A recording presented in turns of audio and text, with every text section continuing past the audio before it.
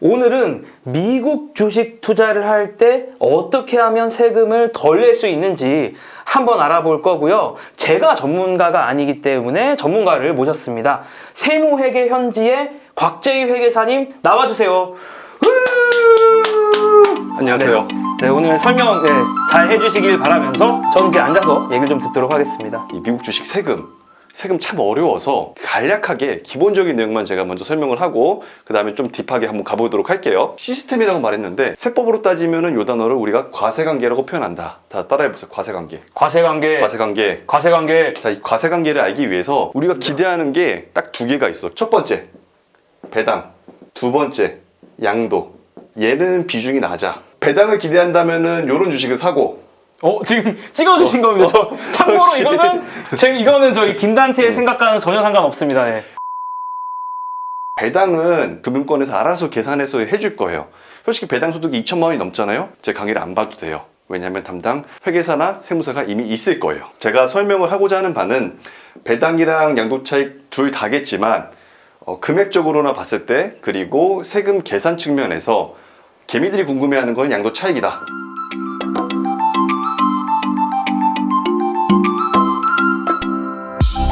양도세 세 줄 요약. 판금액 마이너스 상금액 이꼬르 양도차익이다. 유튜브 끝내도 되겠다 이제. 다시 영상. 판금액 마이너스 상금액 이꼬르 양도차익. 제가 이렇게 설명하고 다니잖아요. 그럼 사람들이 욕해. 자격증 없다 욕해. 그래서 지금부터 좀 지우고 멋있는 단어로 한번 표를 만들어 놓고 그 다음에 하나씩 제가 설명 한번 해볼게요. 자, 양도가에서 필요금비 빼고 양도차익 빼기 장기보유공제 이꼬르 양도소득금액이다. 거기서 기본공제 빼서 과세표준 나고 세율 곱해서 세금이다. 자, 여기서 중요한 거는 이 금액 자체는 원화라고 생각을 하면 된다. 근데 다만 여기서 주의할 점은 내가 오늘 산다고 해서 오늘 내 주식이 되는 게 아니고 각 나라별로 이 주식이 나의 주식이 되는 소유권의 취득 시점이 좀 달라져. 흔한 말로 뭐 명기익에서 된다. 한국 같은 경우에는 이틀, 미국 같은 경우에는 3일 후에 명의에서 소유권 이전 시점이 된다. 따라서 이때의 환율로 양도가랑 내가 샀던 금액, 판금액, 상금액이 원화로 계산이 된다. 이렇게 생각을 하시면 됩니다. 한국 주식이랑 한국 ETF 같은 경우는 제가 알기로 과세 방식이 좀 다르잖아요. 미국 주식이랑 미국 ETF는 과세되는 방식이 비슷한가요? 미국 주식, 미국 ETF, 뭐 해외 주식, 해외 ETF는 다 차별을 두진 않아요. 대한민국 세법에서 봤을 때 모두 한 통속이다.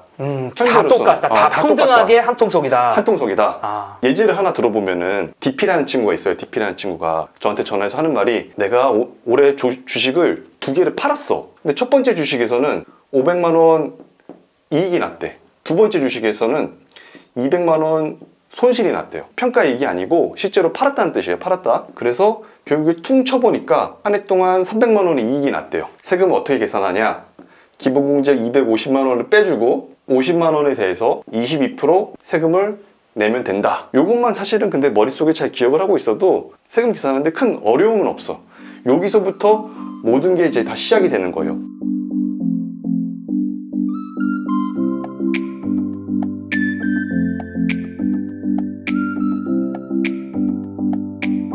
이번에는 A 종목을 팔면서 이익이 500만 원, B 종목을 팔았더니 손실이 마이너스 300원. 합치니까 어떻게 된다? 200이죠. 근데 예제 1번에서 제가 아까 250만 원 뺐던 거 기억나세요? 그거는 이제 이 기본공제라는 건데, 나라에서 250만 원까지는 세금을 부과하지 않겠다. 200에서 250을 뺐더니 남은 게 마이너스 50이요. 마이너스 50인데 국가가 돌려줍니까? 50만 원? 아니죠. 나한테 좀 돌려주지. 마이너스 50만 원인데 그냥 0으로 표시를 하고 세금을 안 낸다. 여기 이제 2번입니다.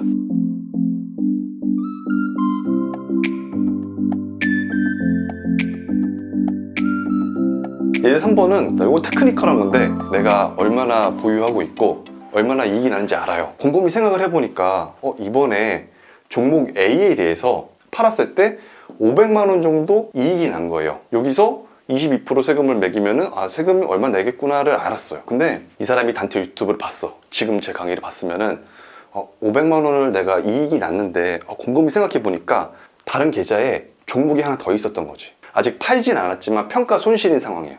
이 평가 손실인 거 그냥 안고 갈 수 있지만 팔아도 되잖아요. 어차피 평가 손실이니까. B 종목에서 평가 손실이 예를 들어 한 200만 원쯤 났다고 칠게요. 그러면은 처분 손실이 바로 200만 원 생기겠죠.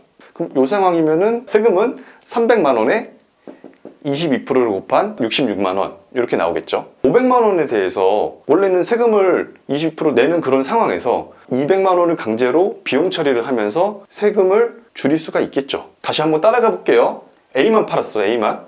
그러면은 500만 원에서 250만 원을 빼서 22%를 곱한다. 원래 당초 이런 포지션에서 B까지 판 경우에는 500에서 마이너스 200 됐으니까 300이죠? 300에서 250을 뺀다. 이건 기본 공제니 당연한 거죠. 250만 원 빼고 22% 곱해서 세금을 납부하면 됩니다.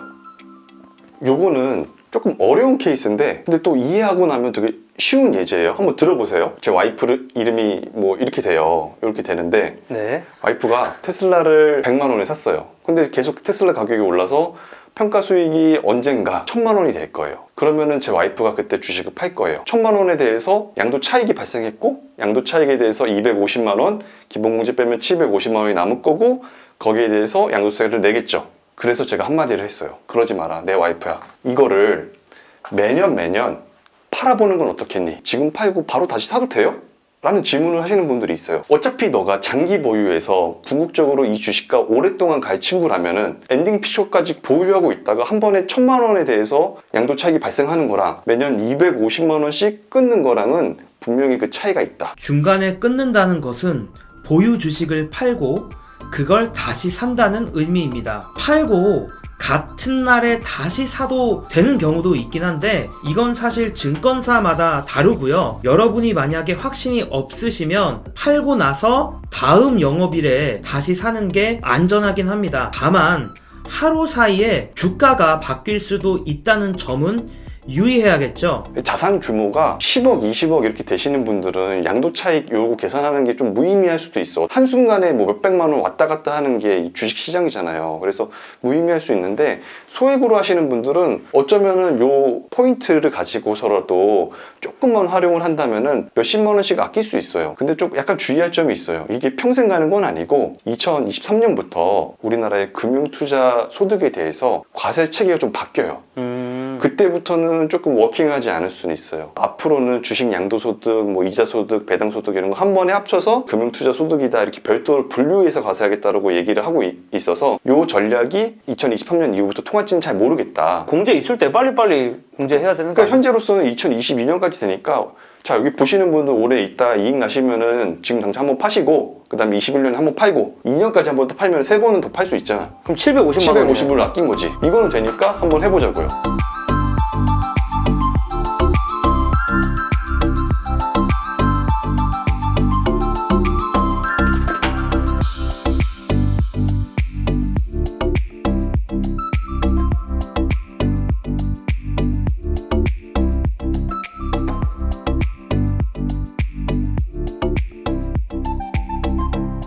지금까진 전략 매도에 대한 내용이었는데 일부 매도하는 경우는 어떤가요?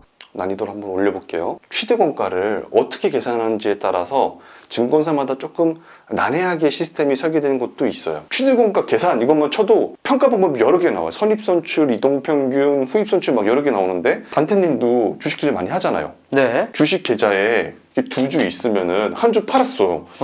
뭘 판 건지는 어떻게 알아요? 어떻게 알아? 나는 모르겠어. 이거 뭐 어떻게 알아는? 그러니까 평균으로 그냥 해주든가. 이거는 죽었다 깨어나서 모르고요. 일반적으로는 먼저 산 거 먼저 판다고 보는 게 맞는데 이동평균법 쓰는 것도 인정해 줄 수 있니라고 누가 질문을 올렸나 봐요. 일반적으로는 먼저 산 거 먼저 판 거 맞는데 그것도 만약 해도 인정할 수 있을 것 같아 라고 답변을 내놓은 게 있긴 있어. 저한테 만약에 문의 주시면 저는 선입선출을 할 거고요. 네. 그런데 취득가 처분이 너무 빈번해요. 어떤 사람이 너무 빈번해가지고 선입선출을 계산을 못하겠어. 그러면은 그냥 증권사 자료를 가지고 할 것 같아요. 자, 선입선출이라고 치면은 이때 한 주 판 거는 먼저 산 거 먼저 팔았다고 보는 거예요. 아 그래서 선이구나. 선입. 선입 먼저 선출. 들어온 게 먼저 나간다. 그래서 선입선출. 맞아요. 선입선출.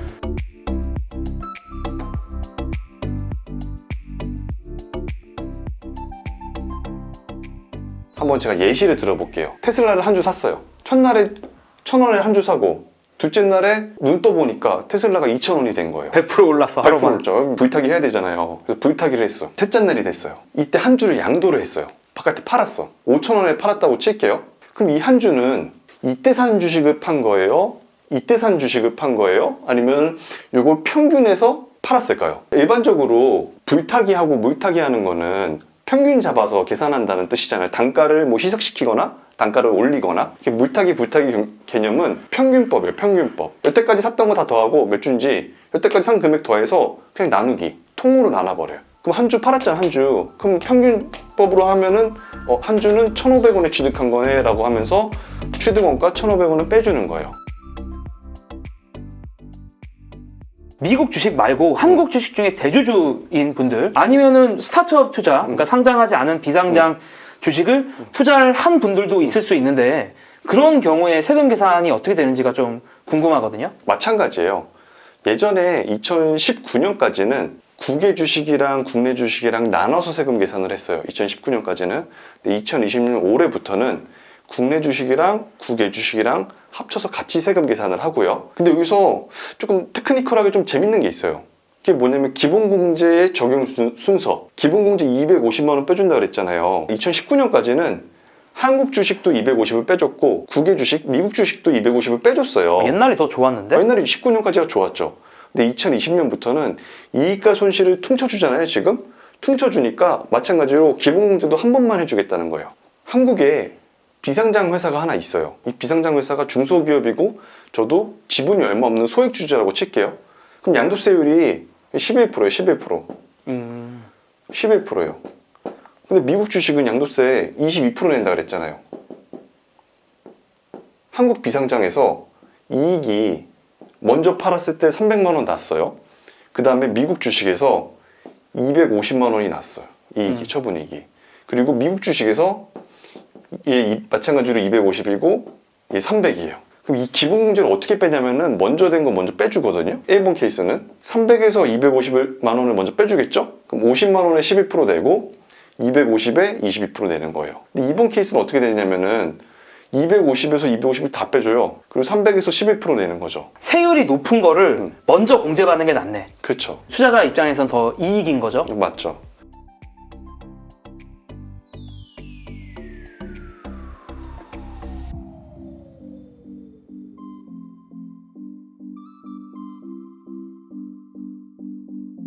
지금 표를 그려놨는데 안 썼어. 저 거기 안 썼어. 하고 싶은 얘기 다 했는데. 우리들의 용어로 하느라고. 자, 그럼 저의 용어로 한번 표현을 해볼게요. 양도가액은 지금 당장 판 금액이에요. 판 금액, 원화를 말하는 거고, 필요경비는 취득원가를 말한 거예요. 오케이. 아까 세 줄 요약이 그거예요. 아, 양도가액에서 지금 내가 판 거, 매도가격, 필요경비는 이 매도를 위해서 내가 샀던 자산을 최초에 취득하게 됐을 때 얼마 지불을 했냐, 요걸 빼주는 거고, 여기서 이걸 뺀 거를 우리는 차익이 되겠네. 양도차익이라고 부른다. 거기서 양도세에서는 원래 장기보유 특별공제를 빼주는데 주식은 이게 없어. 주식 왜 없어? 왜? 주식도 뭐 장기 투자 장려해야 되는 거 아닙니까? 너무한 거 아닙니까? 그거는 국토교통부에 한번 물어보세요. 제가 그 제가 청원 올리도록 하겠습니다. 장기 보유 해야지 주식. 그래서 요거 안 된다. 아. 그리고 여기서 요걸 빼면 양도소득 금액인데 주식은 요거 없으니까 그대로 내려올 거다. 이렇게 생각하시면 되고, 기본공제는 250만 원이다. 제가 블로그를 쓰다 보니까 사람들이 이런 질문들을 좀 했었는데, 자기가 올해 부동산을 매도해서 그걸로 공제받은 게 250만 원이 있다는 거예요.